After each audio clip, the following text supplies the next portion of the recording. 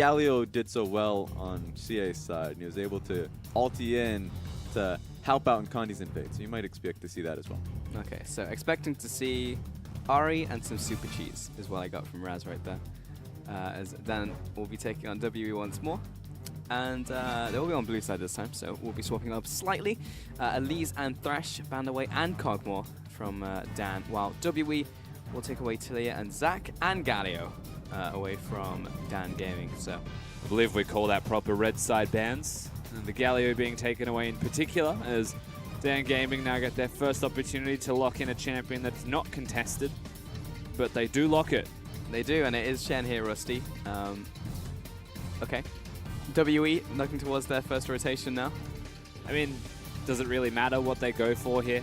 They can, like, the funny thing is that Hover is a hotly contested champion. So it may still be looked at further down in the draft, but usually your standard rotation here will be something along the lines of the Ashe with a support, maybe even your Lee Sin if you wanted to get that one out early. Yep. Again, the Zach's gone, the Elise is gone. You go down the priority of junglers. It's always going to be a feature. Yeah, Kondi might just go for that one here as well, yeah, for sure. Did go for the Kazik last time and use that one to great effect. The Ashe locked in for Mystic as well, so also taking that one away from Choo-Choo, but he's got many more AD carry picks still left available for him. And it's going to be the Kha'Zix again, actually. Priority over the Lee Sin. Yeah. These are Graves and Lee Sin for Karen right here if he wants it. And it's not like Kha'Zix is a bad jungle champion or has bad matchups, so to speak. Usually does perfectly fine. Just seems to be that Condi has a higher preference to the champion. And I mean, he has looked fantastic on it, not just in last game, but against the best teams in the world. Yeah. Condi still looks like a really good Kha'Zix, so they prioritize that one, they lock it away. All right, Dan, where is the cheese? Because this isn't it right yet. Just the Varus for Choo-Choo. And going to be probably the grades as well for Karen. Just feels like a comfort pick for him right now as it's his first week in the LPL. So totally fine with him picking it. It's a strong pick. It's a good jungler, very good clear in the jungle. The ganking isn't all that great, especially when you compare it to the other junglers running rampant on Summoner's Rift. Even things like a Gragas, if your goal is to gank, would be better than the Graves, but it's not the direction that Karen wants to take it. Yeah, at the same time, he's also not going up against a Lee's in the jungle, so the hit to his magic resist isn't going to hurt as much, at least in those 1v1s that he finds himself in the jungle. WE will lock in Braum for Ben as well on top of that. And now looking at more bans from WE, should be aiming towards the mid lane. Yep. As you mentioned before, you know, Ari, good pick for him, but Jace is there. The Cassiopeia was also banned last time, but it seems to me that WE, they don't want to just outright target the middle lane.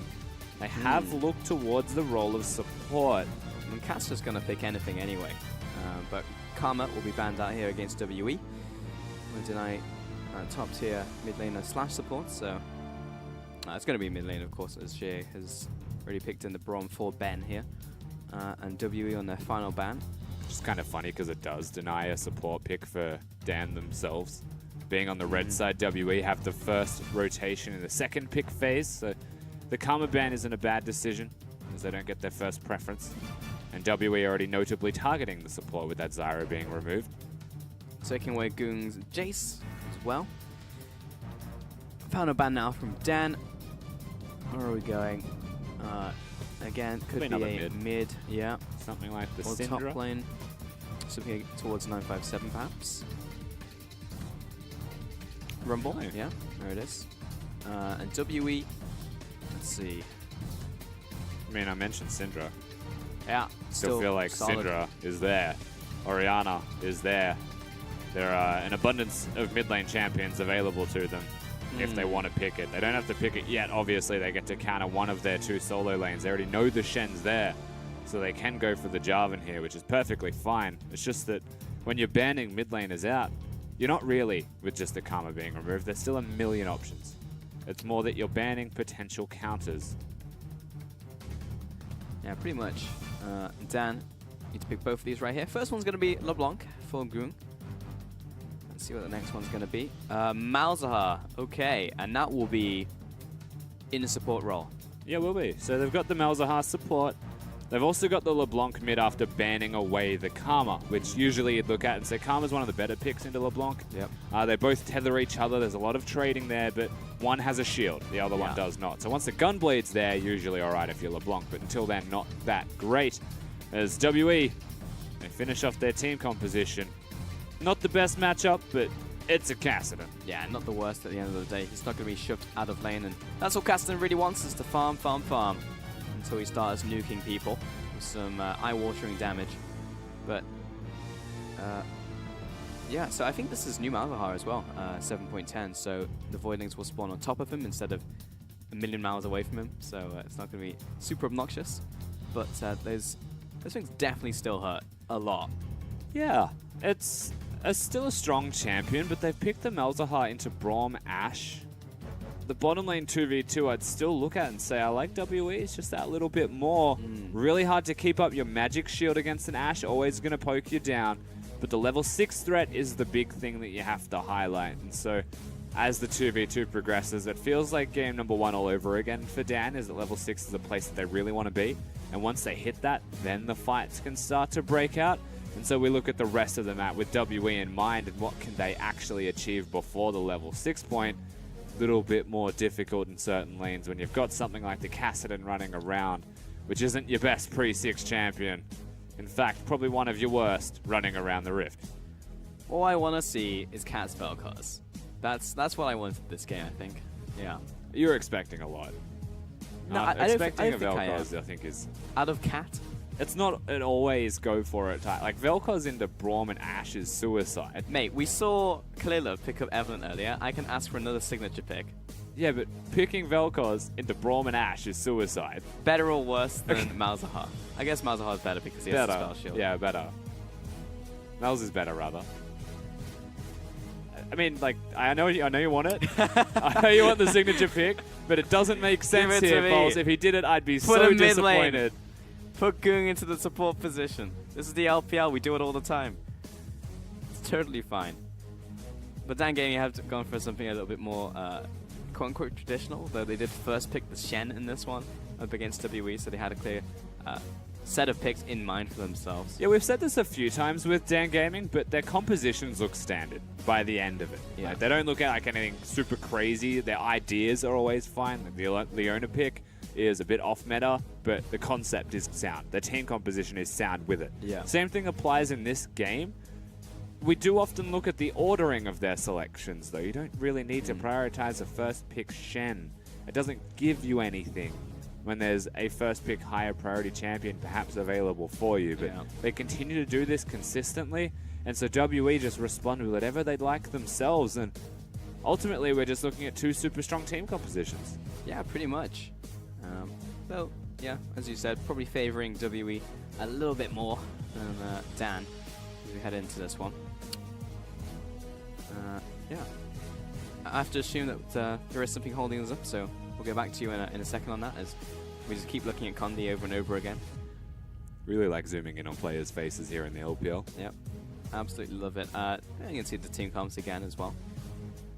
Yep. Condi has changed his hair since taking that picture. Still the same jungle matchup to be seen as well as game number 1. That's true, yeah. Top lane is a bit more interesting. 957 is going to be a very active champion in his jungle. Top lane. Jumble.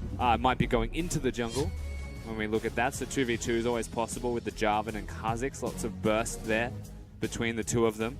And bridging the Cassidy into a position where maybe he can side lane is always going to be an end game strategy for the side of WE here.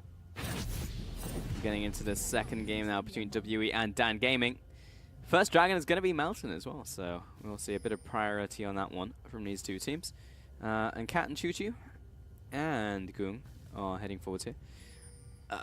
Anything out of the ordinary in these keystones? I guess Karen's gone for Storm Raider Surge over Thunderlords, but other than that, pretty standard across the board.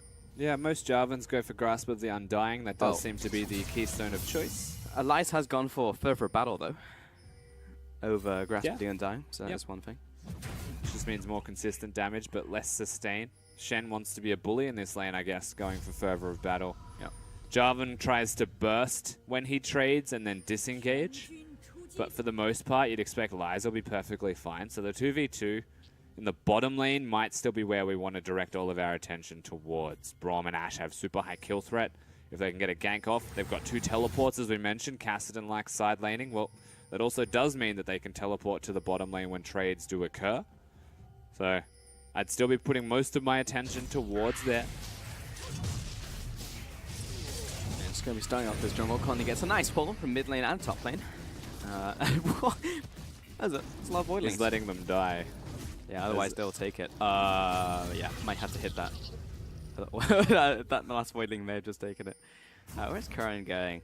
Straight to blue buff. Now, he's going to be spotted. He may not actually be taking the buff, though. Last game, we saw Karan ward at the very least before doing something like that and then leaving. The fact that WE are collapsing. There's a Braum and an Ashe coming. Yeah, Ben connects the Winter's Bite. Voidling is going to town, though. I've got to take those out pretty quickly. Current comes in with the end of the line. And the blue does reset, though the Voidlings are relentless. Voidling wants that blue buff. Condi is going to start hitting it. Is it going to be a full contest? I would assume they would back away, but Karan does not give up. No, and Cat's now rotating forwards as well. I think they just want the blue buff above all else, but they're also just trying to find Condi a little bit. Yeah. Ben has to stay here. And so AD carries find themselves in a 1v1 type of scenario where Choo-Choo has the big advantage, particularly with experience, because he never left the lane. Yeah, so as bizarre as that was, Karen's just aggression in the jungle brings Choo-Choo to a small advantage in the bottom lane. And as you said, experience advantage, which is the biggest thing. Mini wave is now crashing, so it was a cannon wave. It's not awful for Mystic. They should be able to get most of these. So bit of a scuffle, bit of an altercation in the jungle. And Kandi will take away his blue buff here. So Current just pacing through his jungle, going through the motions. I still just don't think overall from any of that. There's like maybe an incremental advantages start to build up when you look at the AD carry experience. But tiny. But it is small, very insignificant ultimately until the moment that you hit level 6. But this is still conscious efforts and very serious efforts from Dan Gaming to find Condi to stop him from ganking. We saw this in game number 1, but the second they lost track, everything unfurled for them. So what they'd set up completely breaks down, and we'll have to monitor how Condi goes in this game because he can do the same thing again, but Dan know where he is right now. Yeah, right now, but it just takes Condi to disappear from the map for 1 second. Get that one going for himself. Lies will get a long trade off against a 957. The longer this goes, 957 will start to lose out. But for now, he disengages at just the right time where he gets ahead. The wave's bouncing back, which is why Condi is here. 957 was trading just to try and expend some health, and he's playing it forwards, looking for the opportunity. It was a cute idea, but I really didn't see the merit in trying that one here. WE. I think it's more just to get 957 his easy recall. Yeah. Once he gets it to crash to the turret. That's what it feels like. And Condi wants to go back as well. So it was just, I guess, one of those exit paths. If it works, it works. If it doesn't, whatever, man. I'm recalling anyway. Double longsword picked up by Condi, plus a control ward. And double longswords, and actually the exact same pickup from 957 as his jungler. So yeah. It's also surprising that Xie is just out of mana playing the Cassidy in the mid lane. Of course, shield is the way to go, but Cassidy's W does give you mana back. So funnily enough, finds himself with pretty much no mana. We'll just be using W off cooldown to try and get some back. And that does give us slight advantage in this middle lane to Goong, who can then push forwards, be aggressive, try and actually out-trade and expend mana as a resource he has that Xie does not. Yeah, while that's true, Xie still has his teleport ready to go, and Xie, just by war of attrition, is slowly grinding down Goong. So while Goong has more mana available to him, he just doesn't really have any health. So doing pretty well for himself. Condi placing down that control ward. Karen's going to the top side, so that control ward's going to have a good long life ahead of it. Probably head into retirement about 5-10 minutes from now. He's stopping Xie from recalling completely. It's going to buy a lot of time to the point where he may actually miss minions here under the turret. So clever stuff from Karen again. Just walks straight in, places vision, prevents recalls. He's just trying so hard to not fight, not gank, but stop someone else from doing it. He's just being so pesky. Goes for the gank in the top lane, but Goong says, hey, wait. There is 3 here. Give me a couple seconds, because I'm catching up with you.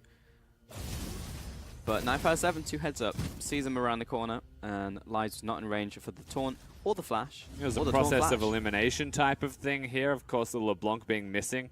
Xie just has to say that mid is missing, and he'll know there's 3 top lane. That's just how it works. Is, you know, LeBlanc just trying to scout now. Yep. Get him. Yeah. Well, he didn't get the 25 gold, but anyway, 957. Just getting these minions, and with the passive, makes it very easy early on to get those last hits with one shot by the tower. Plus, he's got 2 long swords, so it's absolutely fine. Connie working his way towards level 6 now. He's level 5. Current is 1 level behind. After this camp, he will be pretty damn close, actually, to level 6. And they should know. Well, firstly, Dan know that he's here, but Condi should know that he's also around vision because there was 3 topside. That's just process of elimination again. Where else would they be warding? So Condi's just trying to farm, get closer to 6. Doesn't matter too much. He's working the rest of the map. You can see all the vision now placed on the bottom side of mid, the bottom side, and deep in on the bottom lane. The red buff is also starting to get worked towards. Nice, just gets a nice combo with that onto 957, and He's just Condi a top goes in laner. for the second round. Janitorial duties, just That close might up the give main him wave. 6, actually, yeah. There you go. He wanted 6 that badly. Okay. He taxed his lane. 957 gets his own level 6. Just trades in the mid lane. And Xie's gone for the Catalyst route as well. He didn't go for the Blasting one, which is one of the 2 ways the Kassadins build in the mid lane. Going for the Blasting one gives you a bigger magic shield. It also means you do a little bit more damage, but you lose out on the health and the mana. So just the resources in the other ways start to go lacking. And this just means it's a conscious attempt from Xie to stay in this lane, not to bully the lane out completely. He's going to try and play that War of Attrition before LeBlanc gets the Hextech gun. Yeah, it's going pretty well for him anyway. He's getting those constant North Spheres down, and it's just over time going to grind him out. LeBlanc's just such a fragile champion. Xie comes in with a flash as well. Forces a return flash from Gung. We'll go back to base now. So yeah, Xie is just gradually He didn't even pushing flash him out. ult, though. Like, you can ult flash as Kassadin, he just flashed it before he ulted. He was just asserting Scared dominance. the daylights out of Goong. Yeah. I mean, he just assumed it was coming, you know. Up against a player like Xie, you just have to know or expect Now it to Mystic's come. about to throw the ultimate, you'd have to imagine. Yeah, he's got level 6, Benazone level 4, and There you that go. was a bad time to go in, Lies, because now you've been hit up by the arrow, though he is very tanky, but the concussive blows and a cataclysm for the dunk. 957 with first blood. Make sure the dunk gets the kill 4 here from WE conveniently, as Condi pretty much hasn't left top lane. Just how it feels, he'll recall, then go back top. Lots of minions pushing bottom. They still should be able to trade. But WE, they get the jump. They have the inside track, and they have well and truly secured the first Tower of Blood before Dan can even sink theirs down. They have a big tempo advantage. Condi even wanted the blue buff on top of that. It looks like they are continuing to push onto the top side. Herald will probably be spawning after this on top of that. Well, see, they can just do this for free, though. They can look towards Herald if they really want, but it depends on how Dan reacts, because WE is so far ahead, it might actually force the recalls and reaction out of Dan, just to come here and defend that, in which case Herald's too risky, but good moves from WE. Yeah, I mean, the thing is here, Rusty, is they take the Herald now. That is within Herald range for the initial charge, so just need to pop it in top and the tower's dead if they do manage to pick it up. But the expectations from Dan is that they know, so if they manage to get it, it'll be fantastic. I like that WE have pretty much come to the same conclusion that we have, and instead of doing it, they're baiting it. Cats, oh, well, Curiosity in the end killed the cat. You had to say it. It did. Look, he's dead. And now the Herald is very much achievable. WE, I mean, what more can you say? We can speak through their mindset. We can watch them as they casually win around Summoner's Rift. We just waited for the moment they swapped lanes. It just felt so simple. Pulse. Yes, it did, Rusty. And now, with the Herald going down, Connie will pick it up. And I mean, Connie will go to a lane. Connie will take a tower. and he'll probably do it top lane and look for the inner. I mean, he could go bottom, take an outer, but is it even worth it when they can get another free turret? In fact, if you're with a Kassadin, break the mid lane turret. He's starting to win trades against the LeBlanc, so there's a wealth of options for Condi as to where he would like to go. Picking up that red buff means he doesn't even need to recall unless he just wants to do it for money. The sustain's there. WE, once they get all of their ultimates, which I have to add are all up still, as they have come back since they're ganking the top lane. Rinse and repeat.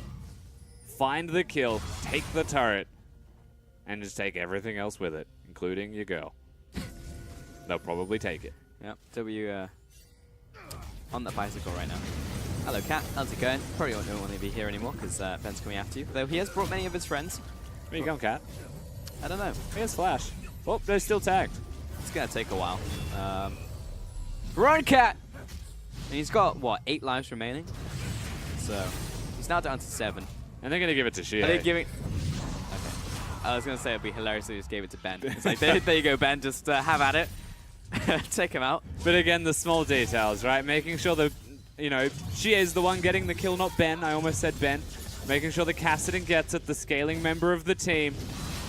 Pretty much all the stars have aligned. Shie's having a great day if you can just rock up to someone and get a free 300 gold in his back pocket, then go mid, collect a wave conveniently, out farming a LeBlanc.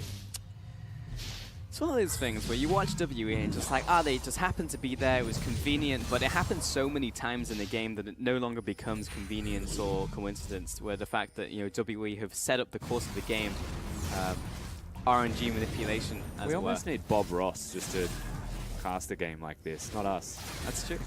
This is very Bob Ross. I mean, WE are beating the devil out of Dan right now.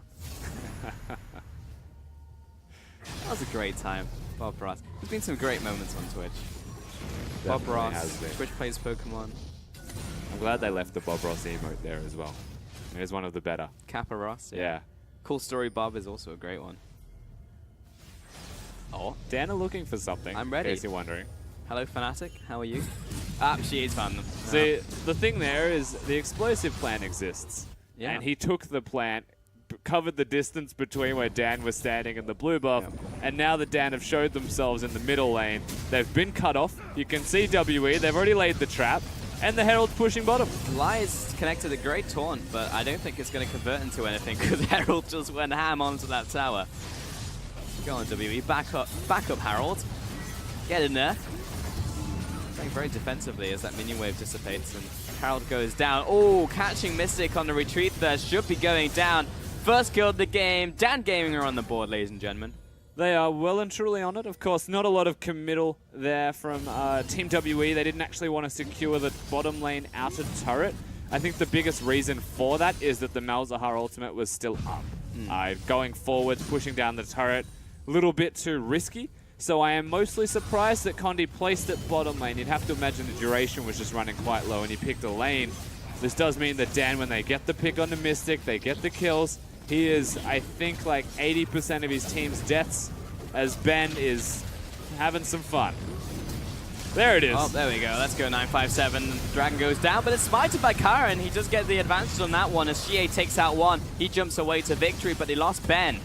Condi now getting chased out, and Karen's out of mana, but he still does a lot of damage. He'll flash after, and the Sigil of Malice will find the kill. That's a 2-for-1 trade and a dragon to Dan. They actually get a lot from that. The thing here is the WE have been doing well in laning phase, and the second the laning phase has stopped, Dan have found themselves getting some gold, getting 3 kills now within 1 of what WE have secured. Yeah, I just don't know what Ben was doing there. Yeah, they just chilled out a little too much.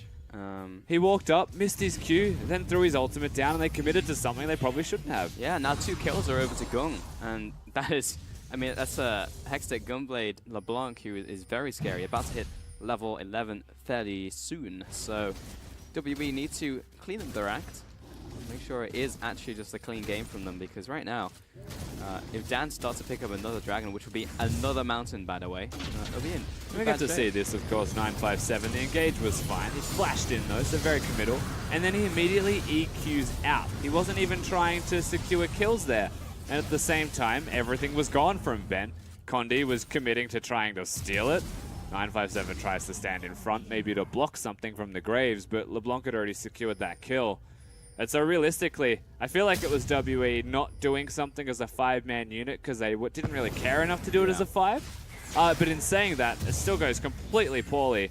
And now Dan, with a bit of momentum, bit of gold, still trying to make those plays. Not going to stop them from just waiting around random corners, Cat has flash and ultimate on his Malzahar. That is basically how you're going to have to play this champion. Didn't go boots of mobility, so he's very flash reliant. But still WE, they just go back to laning phase. And the gold lead stretches again. Yeah, Karen, at the very least, pick up a red buff for himself. And Xie, not to say he's in a bad position whatsoever, because he's still got the farm advantage in the mid lane, plus he has the kill and 2 assists, so he's already collected the Rod of Ages. We're all good. He's 2 levels over Choo-Choo as well, so you don't really want to mess with that Kassadin. And the closer Kassadin gets to the level 16 power spike, the closer it is to the good night for Dan. Still, there is signs of life in them. So WE, it's almost like nothing happened. It was just like, okay, we lost that fight. They had Big a bad advantage dream. to Dan. They woke up and then they took just a turret. carried on. Now they're pushing inner in bot lane. They're pushing outer in mid lane. And where's Dan? I don't understand what's going on here, Rusty. WE, like nothing at all happened. Just go back to playing the same game and somehow pick up bot tower and a Sujing mid. I really don't know where Dan went, but they went from red to red, and then I believe they were going towards their blue buff as they suddenly realized that the bottom lane inner was being attacked. I've got him. I did. He lost that trade. He did. He just got annihilated by Xie. Gook does have sustain, so if he uses his distort and Qs a full wave of minions, he'll be back up to full, but Xie, Rod of Ages, and Sheen is going to be winning most of the trades now that happen, even in bursts. And against a champion like LeBlanc, who is designed basically to win burst Come on, trades. Karen. Okay, he needed the mana. No, he didn't. Yeah, he did. Don't lie to me. He was trying to block him as well. He was. Yeah. They're actually fighting over Honeymoon. Will they fight over this as well? He's like, come on. I mean, like, Gung, you have Hexite Gunblade. You can get all your health back.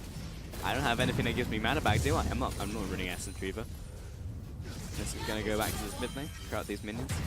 Take a look at some of the farm values. Liza's actually a good ways ahead of 957.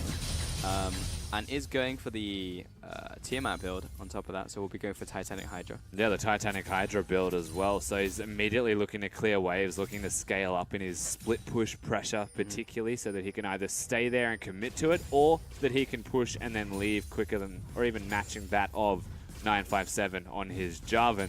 But Jarvan's gone for the Black Cleaver build and has Wave Clear built into his kit, and so he'll be perfectly fine in that matchup. I don't think there's ever a situation where Shen outright will outscale a Jarvan. Well, Gung managed to break Xie's shield, so he has that going. I hope Elias goes my favorite build, which is Titanic Hydra, Trinity Force on Shen. And Cat's got his Mobies now, so the Malzahar can actually use the ultimate on people without having to flash, which is fantastic. Just actually a bigger threat now, running around on the pick engage for the team. What? Bit of a piercing arrow landing onto Mystic, but he didn't max it. He maxed the hell of arrows. And this is going to be a collapse here coming in from Dan. Good luck up onto Cat coming in from Mystic, but he has the ultimate still available. In comes Xie. Massive damage onto Cat. Takes him out immediately. Karen, the dunk comes down, and down goes the Cat. Lies trying to make it out alive, but oh no, he's not anymore. Mystic came in to confirm that kill. It's that little change on the Force Pulse out from Kassadin, catches them off guard every single time. And so it begins for Team WE. Gung's trying. He might be trying too hard here. They're stuck into the turret. One of them's dead, and I think it's Choo-Choo. Not a lot of health actually from WE. They might survive. He is tanking the tower, and here comes Condi, Ben as well. And 957's just going in, man. He jumps in after, and that's the block going down as well. Xie out of control. Mid tower falls. I think that was the delayed ace on top of that. And WE, yeah, they never lost control at all. They decided it was time to win Pulse. We get to see a replay of it. Cat's trying to engage. It's never really going to be successful. The Shen was good to stop a lot of the damage, but Xie shows up to the party, and then everybody leaves because the cops are here. Destination they are Dunktown. And they find themselves absolutely at Destination Dunked. 957 still able to go forwards. He's the healthy member of the team. And now they get collapsed. Choo-Choo and Gung have like one option here, and that's run away. They can't stay at that turret because there's a 5-man collapse. But Kassadin still has enough mana for ultimates, for pretty much everything, which is rather absurd. Ooh. That's just so much damage that he's doing. 305 now. It's pretty big, nasty. to say the least.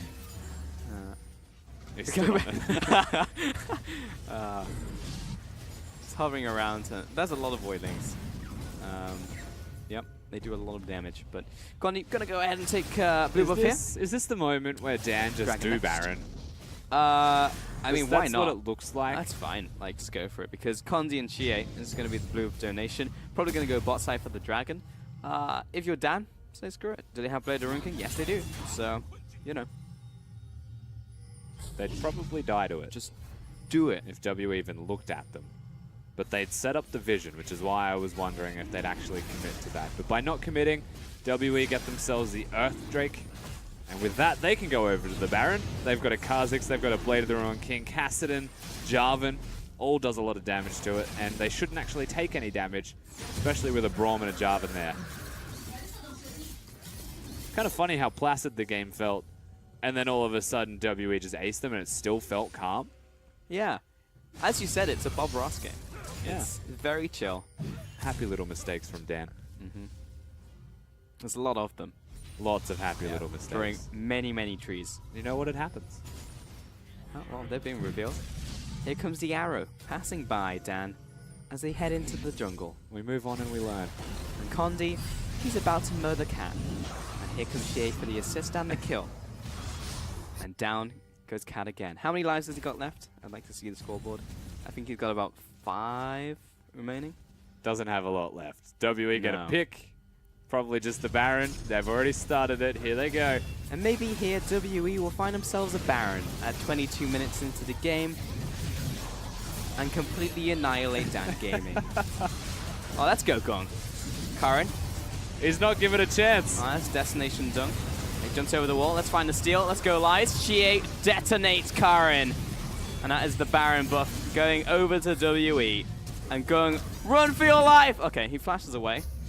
Smells a 2 half. kills over to, oh, okay. This might be a kill here. Choo-Choo's chiming in as well. Needs to jump away from this one, but he is silenced into oblivion. So it's a 1-for-2 trade. Shea overreaches just a little bit, so the Kassadin will go down, but the Baron is there. They still end up winning the trade, Shea aside. They've got about 30-odd seconds where you might get some respite here from Dan. But once the Kassadin has returned, the items can be secured by WE. No more will you see any happy little mistakes. They're actually disasters. Quite a lot of them too, but it is what it is. Dan will go back to base. And Cat, 5 taps right now. Not having a great game. You just feel bad. Oh no, Medjai's Soul Seeder also completed by Shea. It's times like this you wish sort of the occult still existed. With Oh Mystic, yeah. What was the health one? Yeah. I forget its name. Yeah. Good times. That Rest one in was peace, Force busted. of Nature. Yeah, it was. Yeah, it was something Leviathan something. Yeah, I think it was actually just Leviathan. Yeah. You have that, like 10 stacks on it, and then a Force of Nature, and you were so efficient. So good. Sword of the Divine, probably my favorite item. Really? Yeah, because you could do Sword of the Mundo.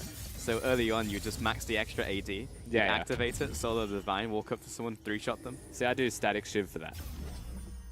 Didn't Max E. exist back then. It does now. Yeah, it does now. I do it Yeah. now. Okay. I want to try that. That sounds pretty good. I actually You miss slightly showed Philo us Stone, great. though, I think, above all Philo else, yeah. I like gold gen items in general. Well, Heart right? of Gold was nasty. It was, Yeah. It gave health it shouldn't have. I mean, the Bank of Plank was also a good one. Here comes Cat to try and assist his ally in need. And I first was going to jump away, realizes this isn't something he wants anymore, but he's got the support coming in from Shea. He needs to just survive for a couple more seconds. Lies, what's this kill? Where did he go? Oh, it's a 1-for-1 Lord. trade, and Cat actually just evaporates on the map. Shea He's got is some stacks, boys. absolute Kassadin monster. is ready to rock. Oh, no, this is, oh my lord. Yeah, Shea.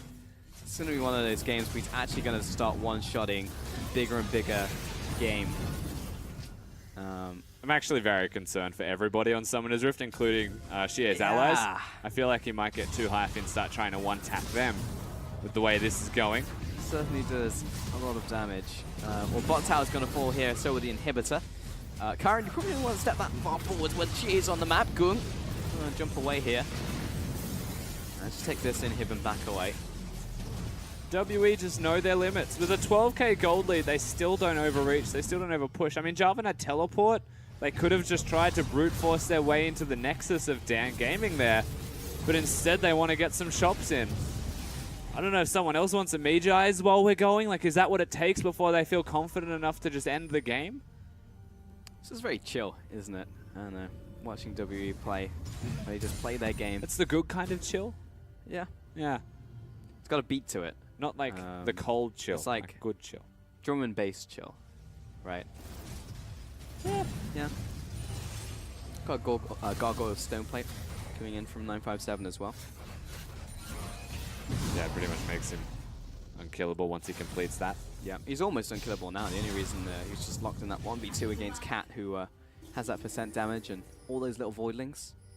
Lies is still doing a fair bit of his own right on the Shen, just because he's gone for that Titanic Hydra build. Still a surprisingly large amount of damage coming out of the Shen. But really, with all the damage items we're looking at on the side of Dan Gaming, it just doesn't feel like they do damage.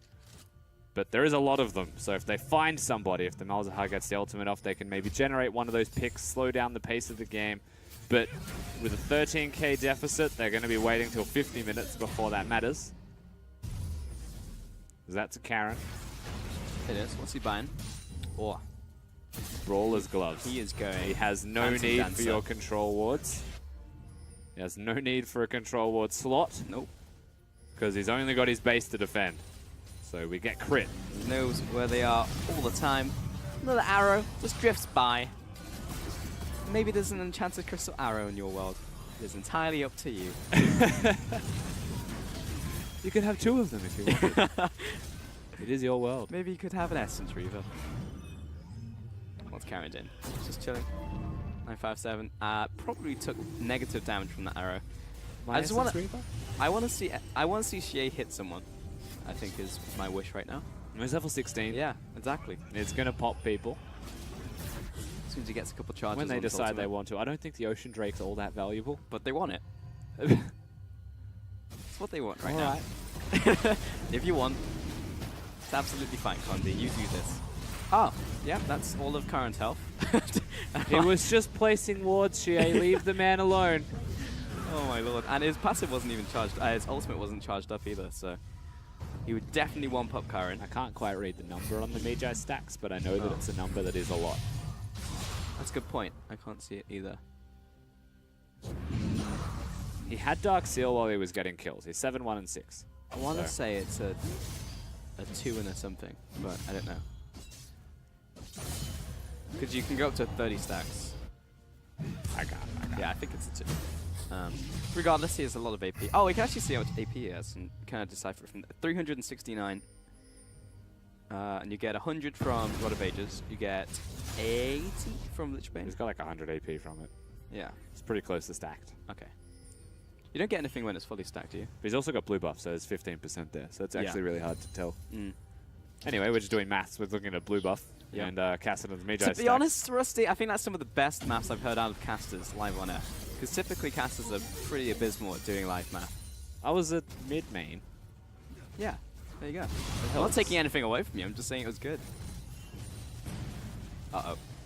You know, all AP into consideration. He's probably just going to one-hit everyone, even though they have magic resistance and he doesn't have a void staff. That's the part where you know, though, that things are pretty dangerous. It's just the way that these arrows are just drifting by. You know, there's no hype about them. It's not like, he's loosed the arrow! In comes 957! It's just, here's like his waves arrow. on the ocean. Yeah. Mystic misses another arrow. It just flies down mid lane. It's just a slight breeze coming past the faces of Dan as literally none of them connect. This is magical. And now, the one time that WE tried to do actually the one spot that's watered the one as spot. well. Oh, man. Well, we'll take our crap. We'll try another wall, shall we? Okay, that is 1 of 1 blue trinkets, as LeBlanc doesn't have one, for no particular reason. Come on, Gung. Step it up. And now WE, free reign of the area. There's no other vision. Things that can come down besides LeBlanc's ultimate as a clone. They have to face check. Every single time they face check, but they got some voidlings here. the chance goes up that they'll die. Okay, no one... Don't do that. She is gonna murder you. I think that was the inhib respawning as well, so... This game's too patient, WE. Thank you. I like it. It's very therapeutic. Though they are taking power very quickly. I think it's already dead. You know how we said 50 minutes is like when Dan Gaming can still look at winning this game? Yeah. If WE take another 15 minutes to win the game, there there's goes another another arrow. casual arrow. 957, nothing casual about the Cataclysm. In comes Cat. He may get a kill onto Jarvan right here as he flashes away. Collateral damage goes right through the goalpost. And Gung, no mana. I was concerned for his life right there, but he is ticking down still from the Deathfire touch. And we're on the run. Let's go, Gung! He's out of there. And that was actually a save coming in from Shen Rise as ultimate well. was really good. That was amazing. That was actually hilarious. But now Shen's long gone. Doesn't know why he's here anymore. Is anyone still under attack? Ah, of course it's Cat. Well, you going to style on him or are you going to end this one? You're merciful. There we go. It's about the stacks here, I think, for Shen. If he wasn't fully stacked, you'd have to say he is now. So Cat's down to 2 lives remaining. 2 and 7, you're absolutely right. That's unfortunate. And more damage items to be seen from Dan. For what it's worth, if you are losing a game of League of Legends and you decide to commit to tank items, you'll just lose the game harder. You have to kind of go for carry items and try and match the scaling. You have to forego resistances. Yeah, and just say, screw it. In most situations, just try and outplay them. It's the best you can do. It's actually very much the Chinese mantra when it comes to playing from behind. That's why they fight so much. They believe that if you have the same damage items, but you're lacking in tank items, you can still outplay your opponents because your damage is there. And it's not even wrong. It's not wrong. Because sometimes it just increases your chances from like 10% to 20%. Sometimes you just get that extra fight, and suddenly you're just back in the game. You take a Baron, and then... And that's why power spikes are so important in League of Legends. Yeah. You have to know when you've got them and when your opponents have them, because if someone plays with that Chinese mindset that you so often see in the LPL, you might get caught by surprise because they're actually fighting you instead of hiding. Yeah, and it seems obvious talking about power spikes and things, but it's something that is often overlooked. I mean, how often do you press tab? Yeah. When you're hitting minions in waves, because what if you miss one? You feel bad. The amount of times, I was recently watching pros scrimming and stuff, every time they miss a cannon, you can hear an audible sigh. Yep. It actually frustrates It's everybody on the planet. Yeah, it really does hurt. It's just also watching different players and like their background. I know I play in a very different way from other players because I have an RTS background. So as a top lane, if I'm playing Shen, I'll constantly be flicking between like lanes and stuff. But if people have like an FPS background or like a MOBA background, they play in an entirely different way. So yeah, it's actually pretty cool. So I played TF2, so yeah, I was all about my own screen. Scout? No, I was the soldier. Oh yeah, of course you were. It was either. Yeah, I was a scout player. But I had the pocket mate, so I was the guy that'd go in first and get the vulnerability. No, I getcha. Blast people. That does seem like a rusty way to play. Yeah. I was a scout, baseball bat. That sounds like you. Yep. Here comes the arrow. That still misses. Has he hit one? Same place every single time. Let's go. Welcome to Dunktown, Choo-Choo. And goodbye, Karen. All right, I just want to see Xie nuke some people. He already took out one, and Mystic is just going in, but Gung is trying to get out alive. And where's Lies? Well, he's already back to base. No, they're going for 957 wants him. It's going to be a very long chase, and it is a LeBlanc after all, but I think he was after the minion wave more than anything else. Yeah, they'll be able to bring the minions in again. They've got the Baron buff there. There's Lich Banes, there's AD, the turret will fall. The 2 inhibitors are now going to be down. But with this minion wave, surely WE decide that they've got enough to end the game. It looks like they want to. Well, Lies is very tanky, so he's going to pad that damage taken stat right here. And Gung cannot even get through Braum. That is a sad state of affairs. But as the second Nexus turret goes down in probably the most therapeutic and chill game that we've ever had, WE refused to kill the Nexus and go after the team instead. That's going to be the game. A smile on Chie's face. And that'll be it. 2-0 to WE. Just a very emotionally conflicting experience watching a game like that. You want WE to, you know, we mentioned it after the first game, chase that perfection. Just win the game quick and clean and take out their opponents. But they made it last a lot longer than they needed to be perfectly honest with you. That's 5 hours in a row, Rusty. I feel like they did it for fun. It felt like it. And that cheeky little smile on Chie's face just tells me that they're having a little bit of fun. No, just you chilling have to kind out. of try not to smile, though, when you're shaking the hands of them. Like, we just decimated you and we made it painful type of thing. You want to we hide didn't that even smile? try, yeah. Though, to be fair, I just saw Karen smile as well. So I think it's all good on the Rift. They left it over there, and good vibes all around as the bow is taken by WE. And I mean, the biggest moral of the story here, Pulse, is that you can take out EDG, but you can't take out EDG's father in WE. I mean, let's be honest. This is when you see the final boss at the start. You see him just wandering by, and you're not meant to take them on. At this point in time, you're not strong enough. But eventually, you'll be able to take them out, you know, final boss. But for now, WE will just carry on walking. And Dan Gaming get to just see what they're up against. And learn what the ceiling looks like. And I think that's important. just to know that you can be handled this easily. Moving forwards, your practice may actually reflect that you can see what the sky looks like, and you can definitely work towards that. As long as they take it in a very wholesome way and they don't really get down by it, but with the smiles, they were clapping when they killed the raid boss in game number 1. It does feel like they understand what this game meant. I think they have a potential to be a really awesome team, I think, Dan Gaming. Honestly, very excited to see more of their games. Welcome back, Mr. LaPlasm. Hey. Lord LaPlasm. Yeah. To the desk. How's it Surprised going? we didn't get to see a freight truck driving at us on that graphic, because that's what happened here. That was exactly what happened to Dan Gaming. It was expected, I'm not going to lie. Everybody going into the set, they're like, now, anything could happen. Dan could come out with an upset, but WE was not going to let it happen. It was just not. This was a clean. I can't call it a clean game because of what there were points where you mentioned it. There were some fun moments, right? Yeah, there was the dragon that happened. Yeah, the dragon fight was a little bit questionable, specifically from Ben. Someone called for it. They didn't have the members. That was the one time in which WE committed to a fight that was just where they didn't have members. Mystic was actually playing soccer, not trying to hit arrows, and he scored a lot of goals as well. Yeah. They were just very casual with their use of spells and their commitment to fights. It makes you question, like, all the times you're like, oh, Mystic never misses. And then you just have a game like that where it just everything seems like misses. Just not even trying. Not even setting up for the arrow plays. He's like, all right, gonna set it up for... No, wait, wait a minute. I don't know what I'm doing. What am I doing?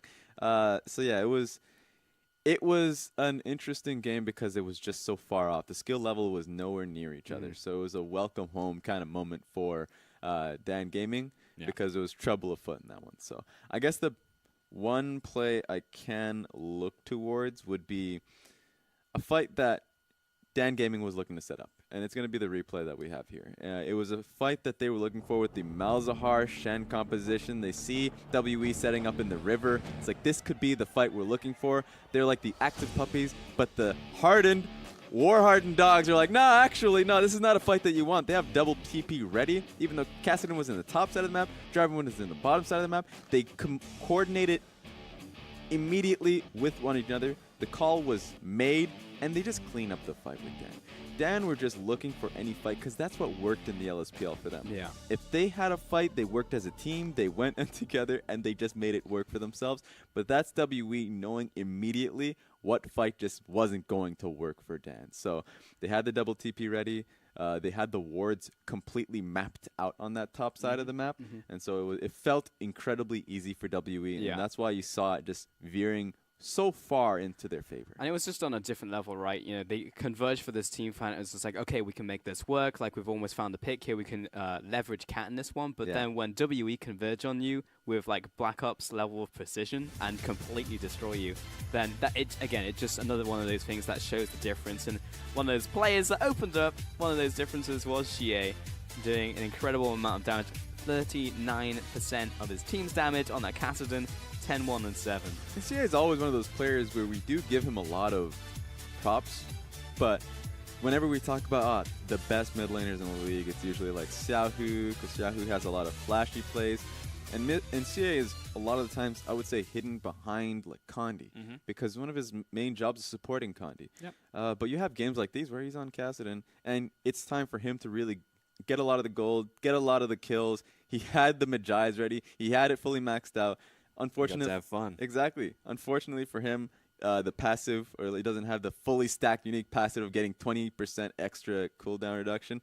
So it's not getting that snowbally, but he's not going to get killed, and he just has a ridiculous amount of AP. And and it all comes back to me like this really interesting story of where Xie cropped up from. Because when he first existed, when he was playing with this team, he was a teleport assassin player. Like, the Diana was the first thing you remember seeing from Xie at an international tournament, and it was incredibly successful.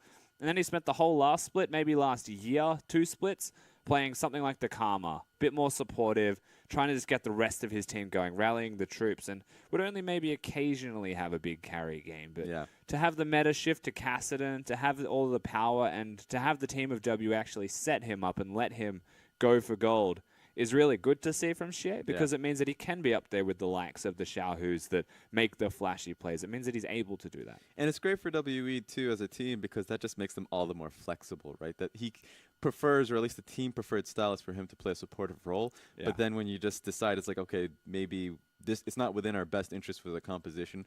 We need to let CA go. He can just do it.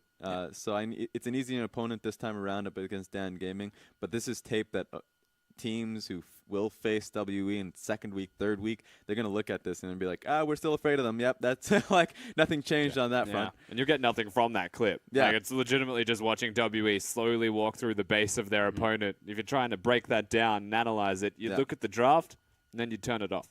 That's it. You're just trying to do notes. It's like, I feel like the only thing we got away from it is that they're just good.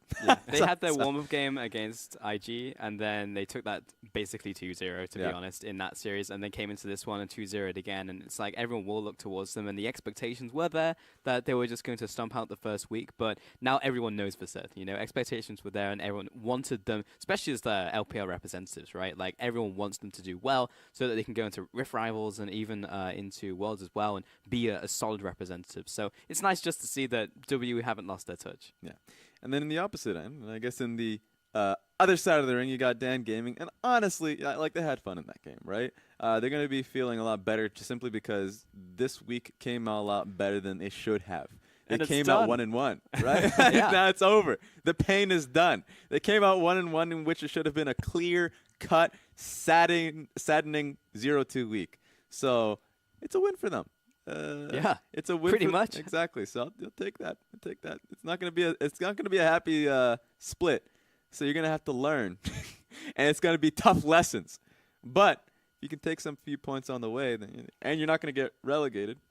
I mean, yes and no, right? Because like they beat EDG, and if you look at the rest of the group, there's still people that they can take on and maybe pick up some wins from. Like a Snake, for example, that we saw early on. Like we could see something from them, like pick up a win there. So it's Dan. I could definitely see at the very least taking like a 5th place, or even moving up and maybe cinching like a 4th spot. And we said this about GT as well, right? I feel like the most important part of a team that we come into this split and we don't consider a top team is just to be hungry.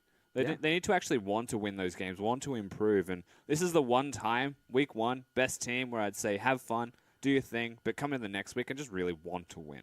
Yeah. But we also haven't seen all the teams yet, though. IMA is also coming up next up against IG, so we get to see all of the teams now out of that group. So we'll see how they can do. But we are going to take a quick break while Dom will take over the desk and also come at you with our final series of the day and the week. We'll see you then.